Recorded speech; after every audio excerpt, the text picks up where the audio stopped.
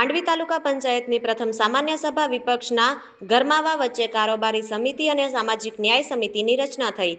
તાલુકા પંચાયત પ્રમુખ રેખાબેન છાભૈયાની અધ્યક્ષતામાં અને તાલુકા વિકાસ અધિકારી શ્રી પરમારની ઉપસ્થિતિમાં વિવિધ ઠરાવોને બહાલી આપવામાં આવી। પ્રશ્નોત્તરીનો મુદ્દો એજન્ડામાં ન હોતા વિપક્ષના ખેરાજભાઈ ગઢવી સભામાંથી વોકઆઉટ કરી ગયા। કારોબારી ચેરમેન બળવંતસિંહ જાડેજા, તાલુકા ભાજપ પ્રમુખ સામતભાઈ ગઢવી, મહામંત્રી લક્ષ્મીશંકર જોશી, દીપસંઘજી જાડેજા, જિલ્લા પંચાયત સદસ્ય જીવરાજભાઈ ગઢવી સહિતનાઓએ નવી સમિતિને અભિનંદન પાઠવ્યા હતા। આજે કારોબારી સમિતિ અને સામાજિક ન્યાય સમિતિની વરણી થઈ અને બીજા જે વિપક્ષના પ્રશ્નો હતા એનું વિચારવાનું ચાલુ છે અને એને જવાબ આપવામાં આવશે આગળની નેક્સ્ટ સભામાં। અને બીજા જે સારી રીતે સામાન્ય સભા પૂરી થઈ।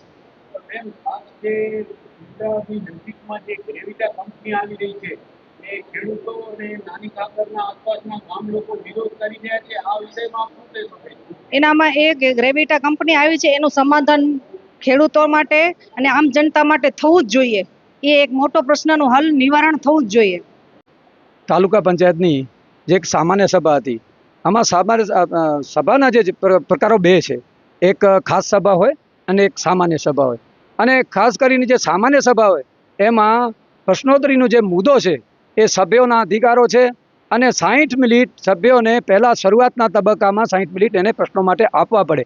ને તાલુકાના પ્રશ્નો છે, અત્યારે પાણીના પ્રશ્નો હોય, ઘાસચારાના પ્રશ્નો હોય, ગટરના પ્રશ્નો હોય, દબાણોના પ્રશ્નો હોય, ઘણા એવા પ્રશ્નો છે કે જે સભ્યો ઉઠાવી શકે। પણ આ જે તાલુકા પંચાયતના સત્તાધીશો છે એ કોઈકના કહેવાથી એજન્ડામાં જે મૂક્યા છે, આપને એજન્ડા પણ મળીએ છે, એજન્ડામાં એવું ક્યાંય પણ કોઈ પ્રશ્નોત્તરીનો ઉલ્લેખ જ નહોતો। એટલે મેં એવું કીધું કે નિયમ 19 મુજબ અને 16(2) મુજબ એણે પ્રશ્નોત્તરી કરવી જોઈએ। અને જો પ્રશ્નોત્તરી એમાં ઉમેરે નહીં તો 16(2) મુજબ નિયમ 16(2) મુજબ કાયદાનો ભંગ થાય છે। અને એ જે કાયદાનો ભંગ થાય એટલે આ સામાન્ય સભા ગેરબંધારણીય ગણાય અને એ સામાન્ય સભામાં જો મારે એની સાથે બેસવું ન જોઈએ અને મેં આજે વોકઆઉટ કરેલું છે।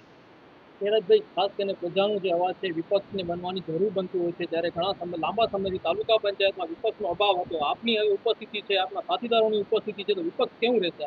જો આ જે ચોપડા છે ને એ કાયદાએ લખેલા છે, બંધારણે આપેલા છે, તો એનો હું ભરપૂર ઉપયોગ કરીશ।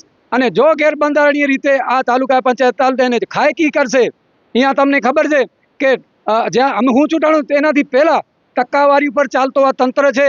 અને હું તમારા માધ્યમથી હું કહેવા માંગુ છું કે હું તો ગાયની મીઠી બરાબર કરપ્શન નહીં કરું, પણ જે આ કરપ્શન કરનારો છે એને એકને વીણીને હું સાફ કરીશ અને માંડવી તાલુકાને વિપક્ષની જે ભૂમિકા છે એ મજબૂત નિભાવીશ, એવું આપના માધ્યમથી તમને હું વચન આપું છું। જે પ્રજાએ ચૂંટ્યા છે એને અમે ન્યાય આપી, એના પ્રશ્નોને વાચા આપી, એને જે કનડતા પ્રશ્નો જે ચૂંટણી સમયે અને જે અમારા જોયામાં આવ્યા હતા એ બધાને અમે વાચા આપી, રજૂઆત કરી અને એનો ઉકેલ લાવ્યો।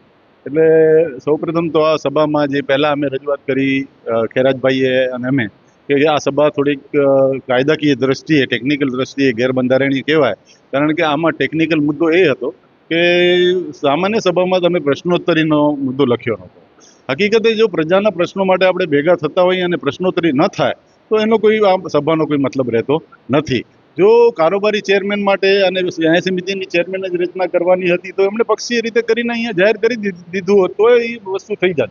પણ તમે સામાન્ય સભા બોલાવી છે। સામાન્ય સભા બોલાવવાનો અર્થ જ એ થાય છે કે દરેક સભ્યને પોતાના વિસ્તારની પોતાની જેને કે જરૂરિયાતો છે, પોતાની જે પ્રશ્નોત્તરી છે એ કરવાની તક આપવામાં આવે અને એનો નિકાલ છે એ પ્રમુખ અને ટીડીઓ શ્રી દ્વારા થાય। આ અમારી રજૂઆત હતી અને એ યોગ્ય માંગણી હતી।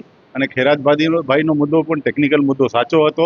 અને હજી હું એમ કહેવા માગીશ વહીવટી તંત્રને કે કાયદેસર આપણે સામાન્ય સભાઓ ચલાવીને તાલુકાની સમગ્ર જનતા જે સત્તાથી બહાર છે, અમે લોકો સત્તાથી બહાર છે પણ અમારી સાથે 5 બેઠકો અમારી સાથે પણ છે, 4 બેઠકો છે અને બીજા મતો પણ અમને મળ્યા છે। એટલે 30-40% જેવી પ્રજા અમારી સાથે છે, તો એમનો પણ પ્રશ્નો હલ કરવાનો અમને મોકો મળવો જોઈએ અને હંમેશા એ વસ્તુને પ્રાધાન્ય આપી અને એ વસ્તુને જેને કહેવાય આપણે સોલ્વ કરવી જોઈએ એવી મારું મત છે અને આ મારી રજૂઆત છે।